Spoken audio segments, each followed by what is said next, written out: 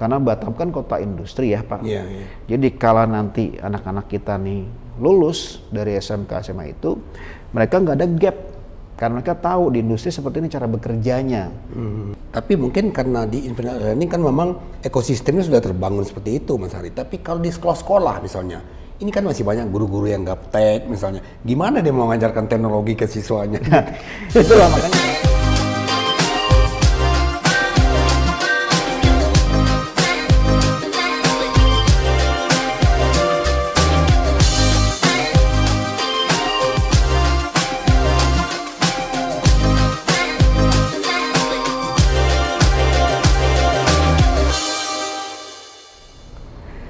Saudara, internet dan teknologi digital ibarat satu tarikan nafas. Dan yang lagi ngetren sekarang adalah teknologi seperti artificial intelligence, kemudian teknologi imersif seperti virtual reality, kemudian data management dan data analytic, cyber security, dan cloud computing. Nah, tamu istimewa saya sore ini adalah Program Director Infinite Learning, Mas Ari Nugrahanto. Apa kabar Mas? Kabar baik Pak Sekaligus. Apa kabar? Sibuk sekali ya? Lumayan sibuk. Iya. Mas, ini banyak yang masih penasaran. Apa itu Infinite Learning?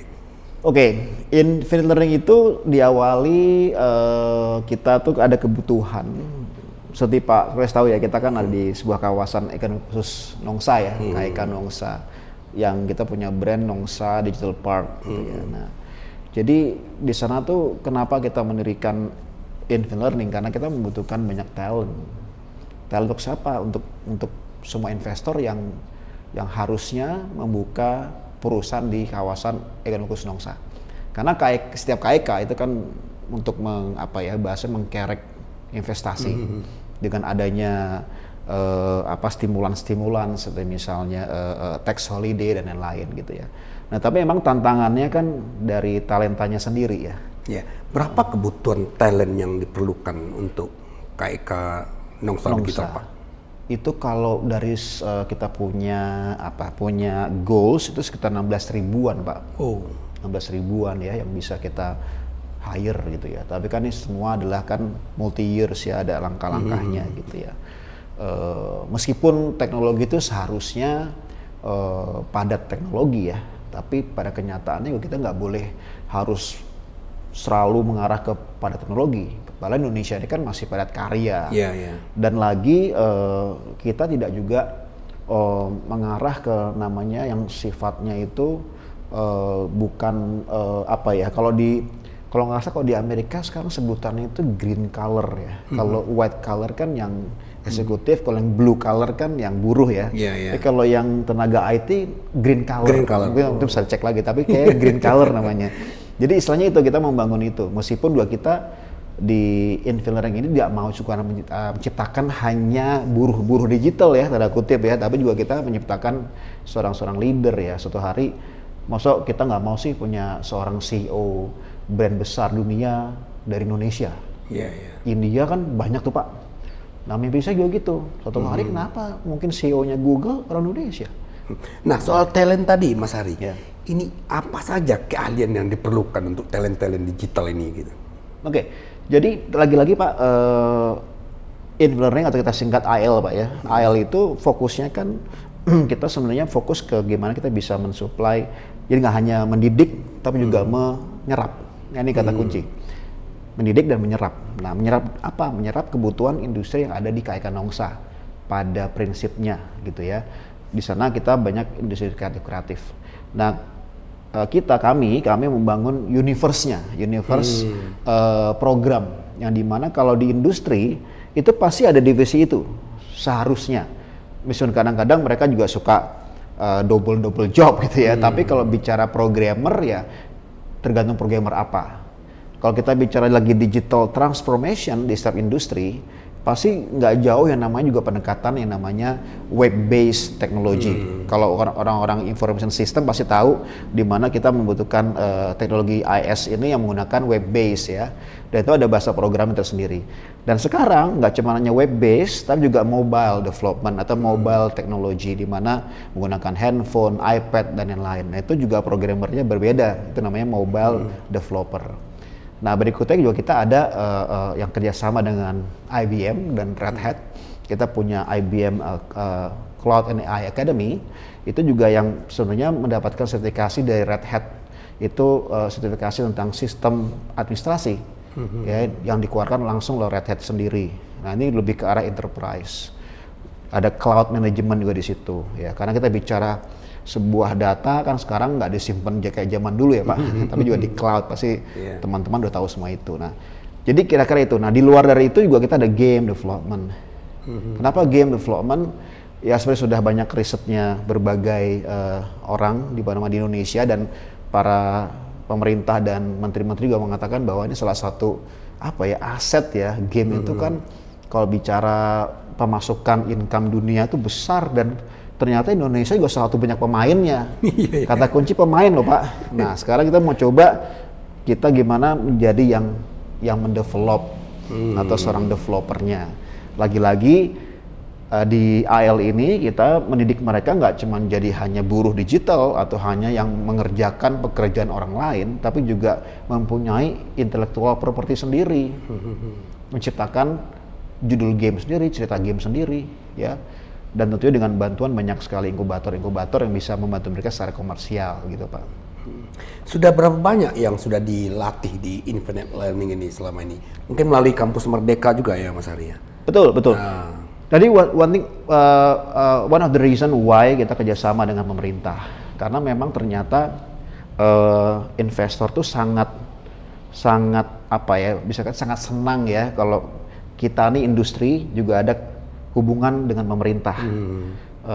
Nggak cuma hanya subsidi uang, tapi juga kerjasama yang dalam arti teknologinya, policy-nya, kebijakan dan lain. Dan kebetulan pada saat kita menjalankan Infinering ini, program Kampus Merdeka paralel berjalan. Dan kita salah satu yang kita mengajukan dan waktu itu dengan berbagai challenge ya, karena kan namanya Kampus Merdeka batch pertama tuh challenge-nya macam-macam, tapi ya alhamdulillah sampai sekarang kita lancar. Nah jadi dari situ Pak awalnya, dari Kampus Merdeka memang kita paling banyak. Sampai sekarang kurang lebih hampir 7.000 graduate dari tahun 2001. Yaitu di akhir 2021 kita mulai batch pertama tuh Kampus Merdeka. Itu polanya gimana? Online atau seperti apa gitu? Nah, karena waktu kan pas COVID ya Pak, kita online. Tapi sampai sekarang jadi kok ya proven ya, ternyata online bisa gitu ya.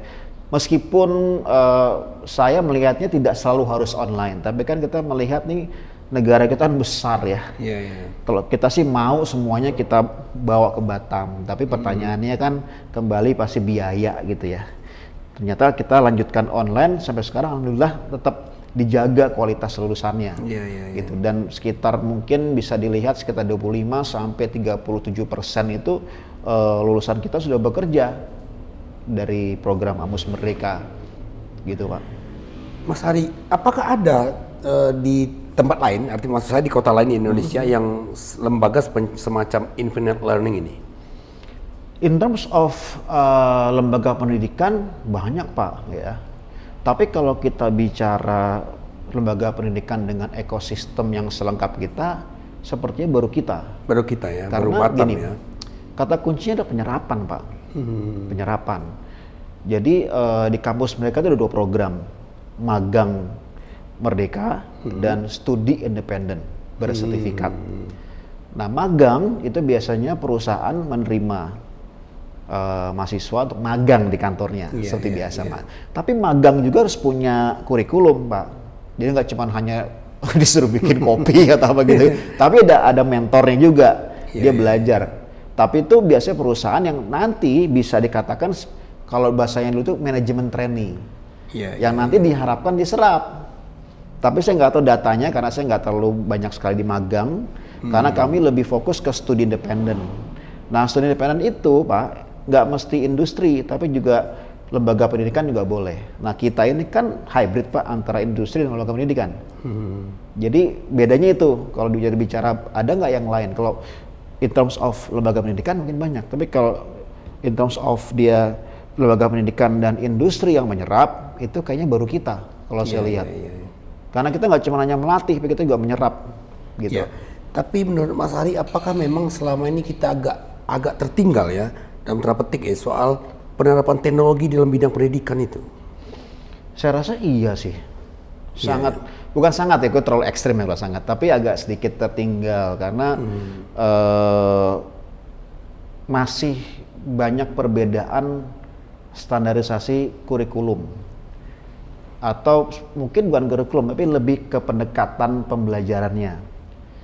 Kami sekarang ini di e-learning, alhamdulillah ini kita bekerja sama dengan Pemprov Pak, Pemprov Kepri ya. Ini mudah-mudahan bisa di copy paste dengan pemerintah kota lain atau provinsi lain nih. Jadi kita nih punya mimpi melatih 3 aktor pendidikan. Itu adalah yang pasti student, murid ya Pak. Berikutnya yang paling penting juga teacher atau guru. Yang ketiga adalah orang tua Pak atau parents.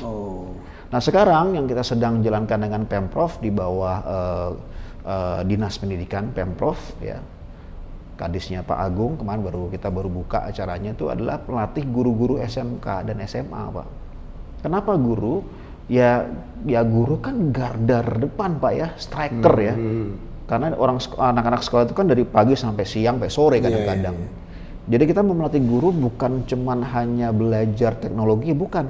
Tapi belajar yang namanya sebuah teaching method Pak, metode pembelajaran yang kita bikin mirroring dengan industri.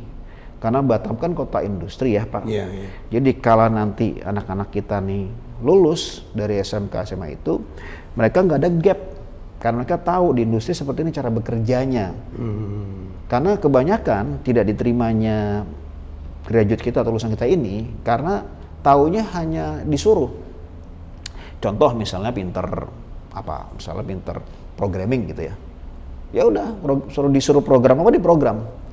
Tapi kalau ditanya hal yang sifatnya manajemen, sifatnya project management, sifatnya untuk meriset sesuatu yang harus diriset, itu nggak dapat.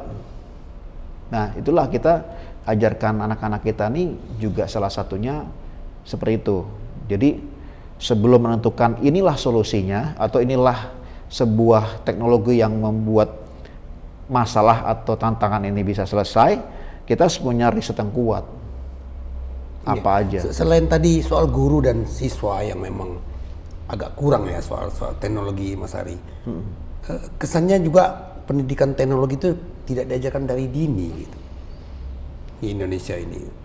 Itu kalau bicara secara hipotesa menjadi hipotesa yang banyak sih Pak pertanyaannya itu karena memang kita ini kan kebanyakan aplikasi Pak, artinya user oriented. So kalau bicara aplikasi jago lah orang Indonesia sih, sebutin bisa apa gitu ya. Tapi kalau bicara yang namanya innovation gitu ya. Nah ini yang saya lihat baru secara asumsi ya Pak. Saya nggak bisa bicara nih riset ya, tapi asumsi sangat kurang. Karena sekarang coba kita tanya deh dari sekarang 10 orang anak muda di Batam deh gitu misal. Dari 10 itu pasti yang jawab untuk yang mau menjadi dosen sedikit Pak. Karena kesannya Pak ya, disclaimer dulu. Kesannya kalau menjadi dosen itu kayak suatu pekerjaan yang kalau nggak terima di mana ya udah jadi dosen deh. Kan sangat buat saya sangat menyeramkan ya Pak ya. Wah, kita dosen kan tadi saya bilang striker. Kalau striker nggak bisa ngegol atau bukan orang-orang yang memang benar punya passion di sana kan, lah mau dibawa kemana nih kita? Ditambah kalau tadi menyambung teknologi. Nah, teknologinya tidak sinkron dengan orang-orang yang tadi itu gitu loh. Ya. Tapi juga Mas Ari, dalam dunia pendidikan Indonesia ini ada satu momok yang terjadi di kalangan dunia pendidikan. Setiap ganti menteri, ganti kurikulum, itu gimana? Ya ini yang itu sih udah pasti ya Pak ya, itu biasa gitu. Tapi gini, saya rasa namanya orang belajar ya gitu. Ini pengalaman saya share sedikit. Sebelum saya fokus dunia pendidikannya juga, saya kan bekerja di industri dan saya harus men-training tim ya Pak ya. Men-training tim juga pasti kan mengeducate ya, not just train them, tapi we have to educate them. Nah ini beda nih Pak. Educate itu lebih deep gitu ya. Itu ada kayak ada kerangkanya, kalau ada manusia itu ada kepalanya, ada tangannya, kaki gitu. Sama Pak. Dalam pembelajaran itu, pengalaman saya itu ada kerangkanya. Nah, sebenarnya kalau kita mengetahui kerangka itu, mau dipakai baju apa aja, baju itu masih kurikulum, itu standarnya sama. Nah ini yang mesti kita figure out, kita mesti cari tahu kerangkanya apa ya gitu loh. Yang ini yang harus kita riset sama-sama karena setiap negara beda-beda Pak gitu kan pendekatannya. Nah itu yang sebenarnya yang kita nggak boleh selalu menyalahkan pemerintah juga ya, atau menyalahkan menterinya atau apa, tapi kita ayo duduk bareng-bareng, kita berdialog nih, bikin kerangkanya yuk gitu. Apa nih yang sehingga mau dikasih kurikulum yang macam-macam atau modulusnya apapun ya sama aja. Saya rasa tadi itu mungkin lebih ke metode pembelajarannya mungkin yang standar ya. Tapi faktanya Mas Ari, dari data dari World Population Review 2021 itu Indonesia tuh peringkat 54 dari 78 negara di dunia untuk kualitas pendidikan gitu. Artinya apa tuh Pak? Bagus? Artinya memang rendah gitu. Rendah ya. Nah indikatornya apa Pak itu? Jadi kadang-kadang saya harus juga kadang melihat indikator ya. Nah yang saya tahu misalnya masalah pendidikan itu kemampuan baca siswa, literasi, kemudian skor matematika dan sainsnya di bawah rata-rata gitu. Ini yang kemudian dijadikan alasan oleh Menteri Pendidikan sekarang untuk membuat sesuatu yang namanya kurikulum merdeka gitu. Oke, masuk akal sih Pak, masuk akal gitu ya, karena ini kan setiap indikator tuh berkaitan dengan indikator yang lain gitu ya. Misalnya kayak indikator pengangguran dan lain-lain gitu. Karena yang mana yang mau kita duluin nih, sebenarnya kayak telur dan ayam ya Pak ya, ayam dan telur gitulah. Ini yang kalau ya rendah oke, tapi kadang-kadang juga kita mesti melihat peer to peer juga nih, dari mana kenapa, dari tempat yang mana gitu ya. Karena mungkin saya rasa cuma pendekatannya aja yang harus kita rubah sih, bukan cuma hanya kurikulum modul. Di infill learning ini kita tuh membuat sebuah kalau saya bilang tuh kayak ekosistem sendiri yang membuat contoh orang Indonesia tuh hebat-hebat. Terakhir itu kita punya program yang saya bilang tadi Pak, Red Hat Certified System Administrator. Itu hampir 25%, hampir 40% itu perfect score Pak, mahasiswa. Itu menurut pengakuannya dari Red Hat itu jarang terjadi ya, karena kan yang seorang profesional pun belum tentu perfect score gitu. Artinya saya menyimpulkan dari data ini orang kita nih hebat-hebat. Kenapa kita dibilang rendah? Tak dulu nih indikatornya apa gitu. Yang saya sekarang masih ya ini ya satu riset saya Pak, nanti disertasi saya mau riset itu apa sih indikatornya, karena nanti yang mau saya keluarkan itu adalah bagaimana pada saat anak nih belajar, dalam pas pembelajaran ini ada teknologi yang kalau sekarang masih saya bicara AI ya, yang bisa memantau si anak ini nih harus pendekatannya apa ya. Dulu waktu saya masih SD Pak, itu saya merasa diri saya nggak pintar matematika. Tapi siapa yang mau disalahkan? Apakah saya goblok atau saya dungu atau apa gitu ya? Tapi enggak juga. Sekarang saya S2, S3 saya computer science gitu. So, jadi tanpa menyalahkan siapa-siapa, kembali lagi bahwa kita harus membuat sebuah lagi tadi Pak, teknologi yang bisa mendukung pembelajaran anak ini. Apapun kurikulumnya, tapi yang bisa standarisasi, oh berarti kamu seperti ini ya cara belajarnya. Apapun itu yang mau dia pelajari. Jadi sampai anak itu juga memahami, oh saya nggak bisa ke sini, saya bisa ke sini nih. Tapi mungkin karena di infinite learning kan memang ekosistemnya sudah terbangun seperti itu Mas Hari. Tapi kalau di sekolah-sekolah misalnya, ini kan masih banyak guru-guru yang gaptek misalnya. Gimana dia mau mengajarkan teknologi ke siswanya? Itulah makanya kita start dari Kepri Pak. Kita menawarkan kerjasama dengan Pak Gubernur waktu itu ya, dan alhamdulillah tahun ini berjalan nih Pak. Tahun-tahun kemarin kita percobaan dan ternyata sangat-sangat mempunyai sebuah hasil gitu ya. Maka diteruskan tahun ini. Ya guru-guru ini harus diasah terus memang. Jadi kita nggak bisa bilang yang sudah pengalaman itu bagus. Kita berarti menyalahi aturan alam semesta di mana segala sesuatu kan harus di-maintain, harus di-nurture, harus apapun itu yang terus dia bisa mempertahankan performance kan. Dari pengalaman Mas Ari selama ini berkomunikasi dengan para guru, dengan siswa ya yang khusus di infinite learning, di bidang apa sih mereka sebenarnya memiliki kelemahan dari sisi teknologi ini, terutama yang digital gitu? Oke, kalau bicara teknologi kelemahannya macam-macam Pak ya, itu tergantung dia udah belajar atau belum. Nah, tapi kalau saya lebih melihatnya bukan teknologinya yang lemah gitu ya, tapi lebih kepercayaan dirinya untuk belajar hal baru, which is sekarang kita bicara teknologi. Karena yang saya lihat ini kebanyakan sudah mensabotase dirinya. Saya kan orang kampung, saya kan orang daerah gitu.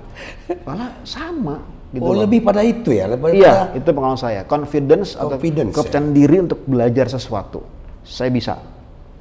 Jadi waktu saya interview student nih, kita ada rubrik menanyakan bahwa kita cek dia seberapa percaya diri dalam belajar gitu. Punya komitmen nggak gitu. Kalau itu mau bisa Pak. Bisa. Jadi teknologi lagi-lagi Pak gini. Teknologi itu bukan untuk menggantikan. Iya. Tapi untuk mendukung.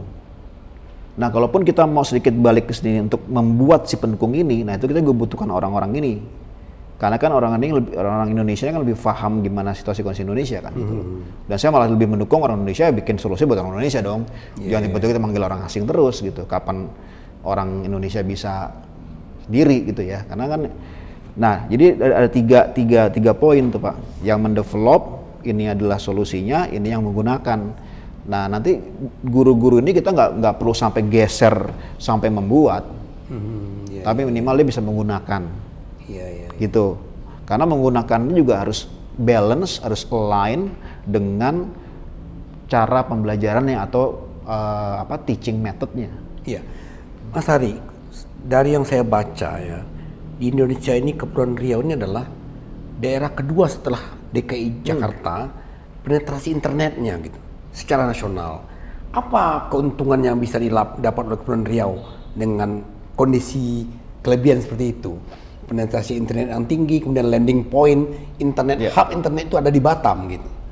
Iya, in fact dekat dengan KAI Kanong saya Pak. Iya. Di Tanjung Bemban ya. Kalau bicara infrastruktur itu udah pasti banyak yang bisa kita lakukan. Karena apa? Karena udah pasti kalau bicara internet yang lemot ya tanda kutip. Siapa yang mau buru-buru buka YouTube? Iya. Tapi ini kan latensi kita sangat kecil ya, artinya kecepatan sangat tinggi. Nah, tinggal dikembangkan lagi lebih ke bukan jangkauan, tapi lebih ke kapasitasnya Pak, kapasitas gimana orang bisa banyak menggunakan, dan yang paling penting adalah fleksibilitas atau dukungan dari pemerintah itu sendiri ya, atau swasta. Gimana setiap orang tuh free wifi atau free internet harusnya, apalagi untuk belajar. Kan kita bisa kasih, mungkin kalau banyak orang sering kasih kartu gitu ya, kartu gratis ini, gratis itu. Kita juga bisa kasih kartu gratis internet dengan akun setiap NIK yang tempat tinggal di Kepri, bisa didaftarkan, setiap dia masuk ke dalam suatu zona wifi, udah terdaftar, langsung free Pak, bisa. Jadi harusnya tuh, lagi-lagi saya bilang, kalau niatnya untuk belajar atau dia untuk menggali informasi, harusnya sih hak asasi ya, menurut saya. Gitu. Tapi itu mungkin orang free wifi di seluruh Kepri ini? Mungkin. Saya tuh sempat bekerja di suatu perusahaan Amerika kebetulan yang bergerak bidang broadband teknologi Pak. Jadi kalau bicara teknologi, data itu saya menumpang di teknologinya voice. Jadi sebenarnya hampir nggak ada investasi untuk untuk data itu.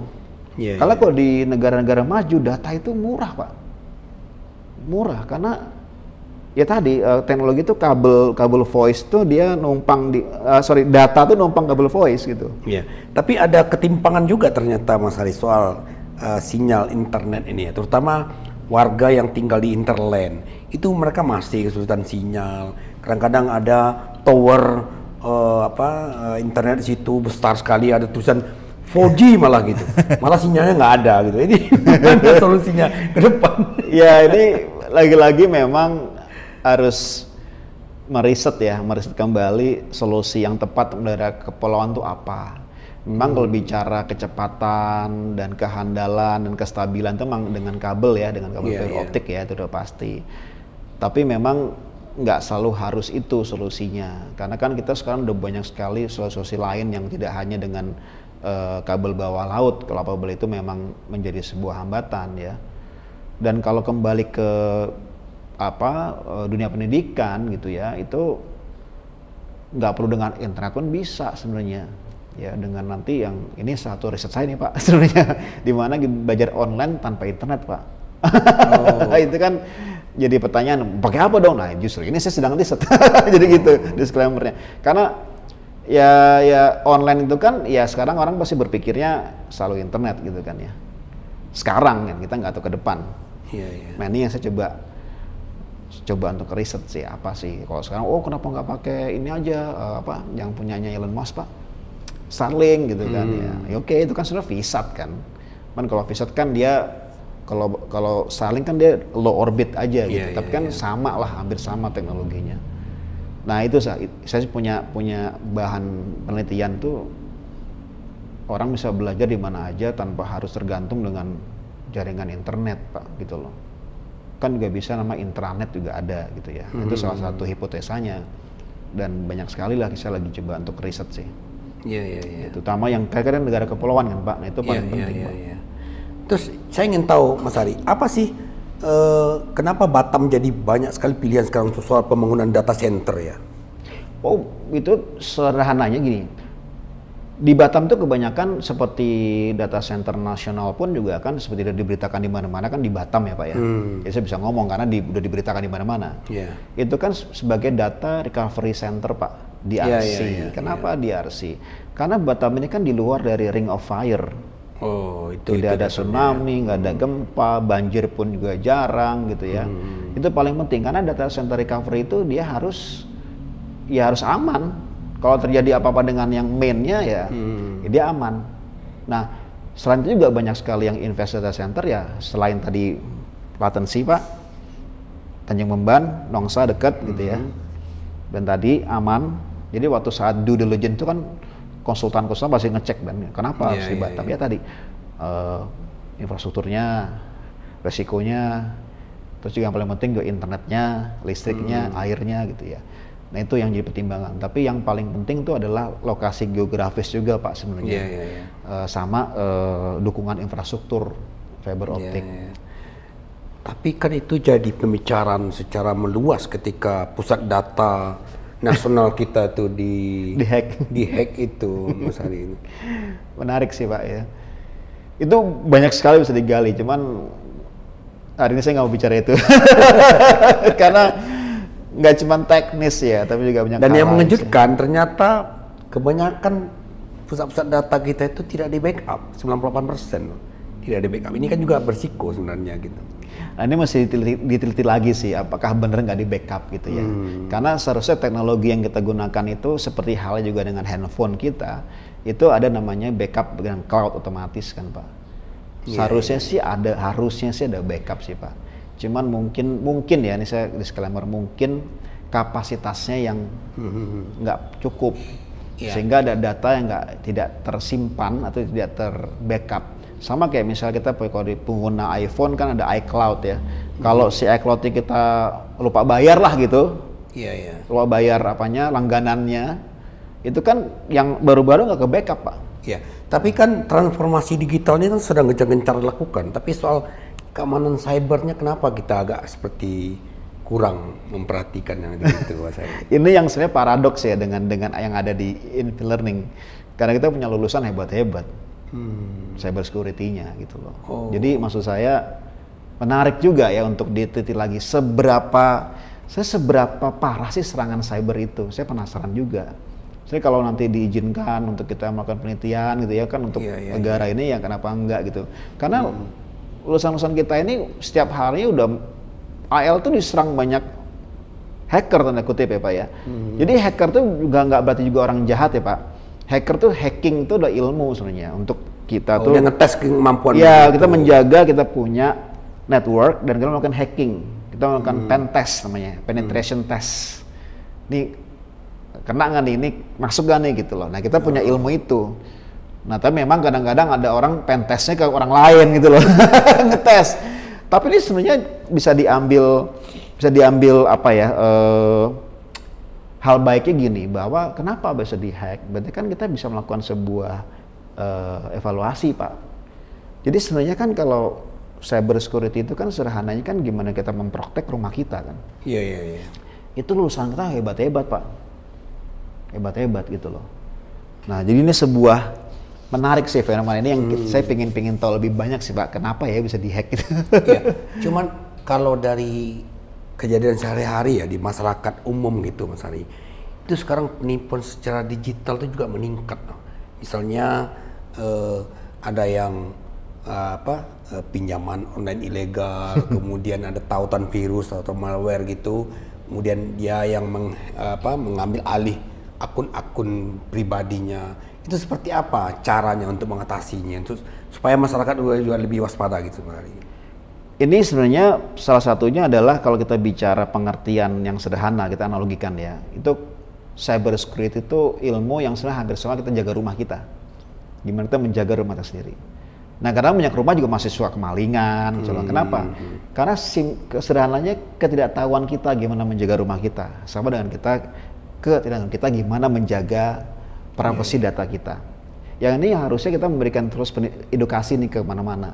Contoh gini misalnya, banyak orang suka nanyain, Pak, minta nomor telepon sama emailnya gitu. Untuk apa? Ini biar dapat bill-nya gitu loh. Karena kalau orang nggak tahu kan, karena nggak tahu ya dikasih aja. Nah itu udah kesalahan pertama. Kedua di handphonenya dia tidak memprotek yang dengan namanya two-step verification misalnya. Ya itu juga salah juga gitu loh. Dan yang lainnya juga tidak membuat password yang sulit. Passwordnya mungkin jangan ulang tahun dia atau nama dia. Yang gampang diingat. Iya, gitu karena ya. ketidaktahuan Pak, ketidaktahuan. Sederhana itu. Ini yang ya harusnya memang diedukasi ya Pak, diedukasi dan nggak sembarangan hanya buka email, wah selamat apa dia langsung diklik, nah itu juga jangan ya kan. Jadi kita mesti klik dulu. Ini kadang-kadang kan di masking ya, di masking itu ditutupi dengan misalnya dari Bank Indonesia gitu misalnya. Kalau kita, wah Bank Indonesia nih, selamat apa dia, wah diklik, wah nah virus. Tapi kalau kita klik dikit di bagian alamat bisa kelihatan, pasti alamatnya palsu. Jadi bisa kelihatan tuh alamat aslinya. Tapi kalau di masking nggak kita klik ya nggak kelihatan. Nah itu yang tahu kan diklik, wah ini ngaco. Tapi kalau saya Pak, harusnya banyak orang yang sudah mengerti dan teredukasi dapat gitu ya pasti penipuan lah. Orang nggak pernah nabung, mana ada Bank Indonesia buka tabungan gitu misalnya. Nah ini yang sebenarnya cuma tinggal edukasi aja yang menjadi tanggung jawab nggak cuma hanya kita tapi juga dan daya kritis ya melihat sesuatu ya. Dan seharusnya dari pihak-pihak berwajib pun juga memberikan edukasi ya secara berkala. Kampung-kampung kan kita punya apa namanya kalau yang suka ke kampung-kampung tuh apa namanya, kalau tentara saya lupa namanya apa, jadi yang dia bagian masyarakat gitu loh. Iya. Nah kan dia bisa mendidik itu, Pak kalau dapat ini jangan diklik gini-gini. Jadi sederhana itu sih sebenarnya lebih ke edukasi Pak. Iya. Karena nggak usah bicara Indonesia, negara maju pun juga banyak yang tertipu orang-orangnya gitu. Iya.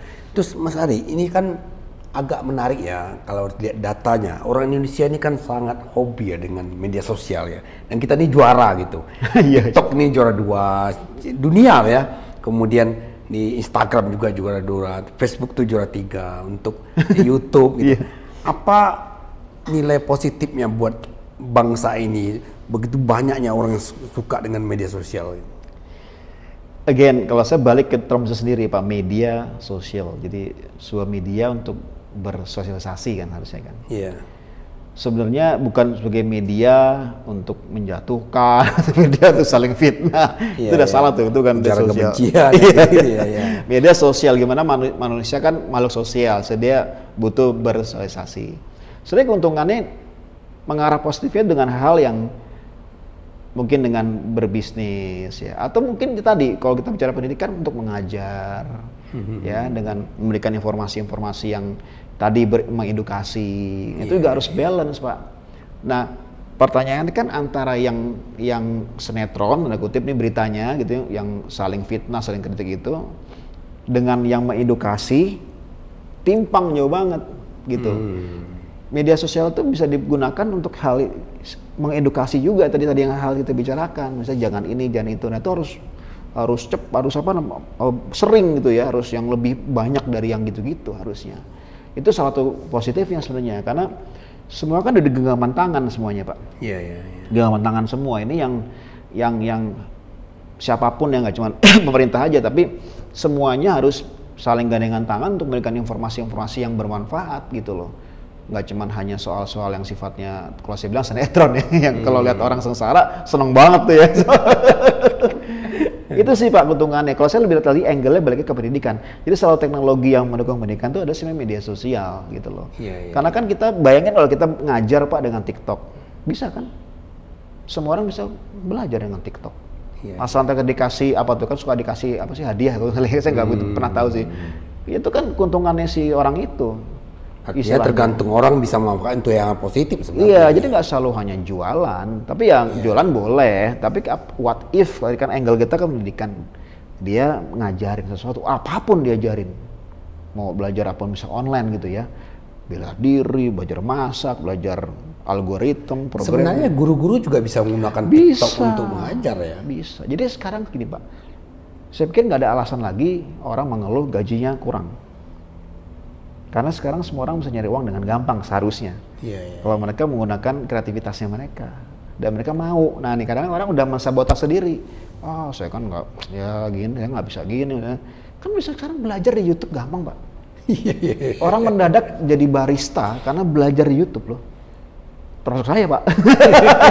Saya jadi bisa jadi barista karena saya belajar di YouTube. Sederhana itu.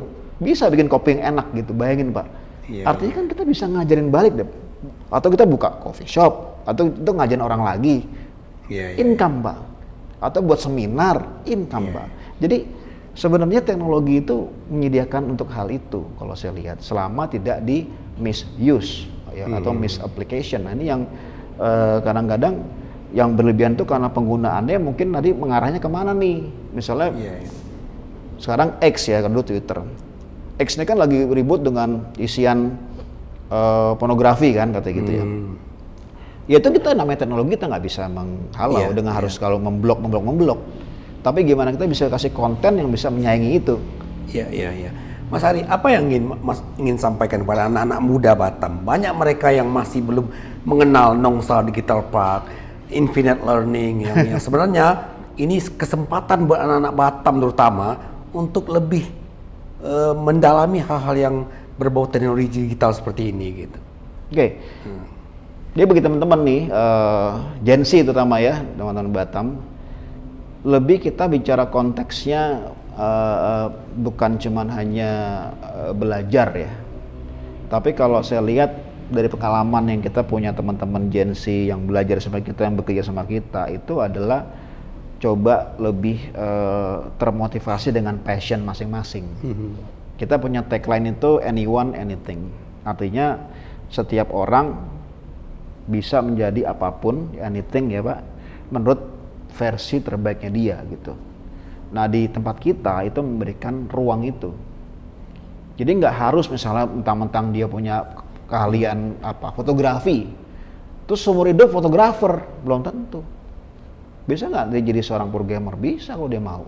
Bisa nggak dia jadi seorang pemilik restoran? Bisa kalau dia mau. Jadi di kita ini memberikan ruang itu untuk orang bisa menjadi apapun dia mau, anyone, anything, dengan mentor-mentor yang mendampingi. Kalau di awal dia diajarkan apa, itu sebagai contoh saja, sebagai kayak semacam alat kerja lah, atau alat sebagai bantu kerja untuk mereka bisa memahami sebuah konteks, membuat dirinya untuk menjadi apa. Karena yang paling penting teman-teman itu adalah gimana kita bisa menjadi menuju ke financial independency kan, atau financial independent. Nah, itu yang nggak cuma harus jadi programmer, nggak cuma harus jadi desainer, atau nggak harus jadi seorang yang pinter teknologi tiba-tiba, nggak harus. Tapi prinsipnya kan kita mengarahnya ke employability, bisa diserap di industri atau dia bisa mandiri, tanpa harus menyalahkan siapa-siapa. Ini kan kita selalu kebiasaan menyalahkan kondisi, situasi, yang ada nggak kreatif Pak. Jadi saya selalu mendidik teman-teman gitu, ayo ownership. Ini yang sering ditanyakan ke saya Mas Hari, terutama dari guru-guru, dari siswa. Boleh nggak datang ke Infinite Learning itu lihat-lihat ya, biar dia bisa tahu nanti kalau suatu saat dia mau masuk itu seperti apa gitu. Boleh banget, boleh banget. Ya kita more than welcome ya, karena in fact kita nanti start September kita sering ada regular course yang kita memberikan subsidi mungkin bisa hampir 100%. Artinya complementary ya Pak ya. Saya nggak bilang Iya. gratis karena kalau gratis itu jadi kebiasaan orang kita nih. Oh gratis, wah datang gitu ya. Iya, iya, iya. Baik Mas Hari, terima kasih banyak informasinya. Sama-sama. Mudah-mudahan program di Infinite Learning berjalan lancar. Saya ingin mengutip satu quotes yang perlu Anda pikirkan, bahwa perubahan itu adalah peri kehidupan. Siapa yang hanya melihat masa kini dan masa lalu tidak akan melihat masa depan. Itu disampaikan oleh John F. Kennedy. Ikuti terus Socrates Talk. Terima kasih Mas Hari. Terima kasih Pak. Sama-sama. Thank you.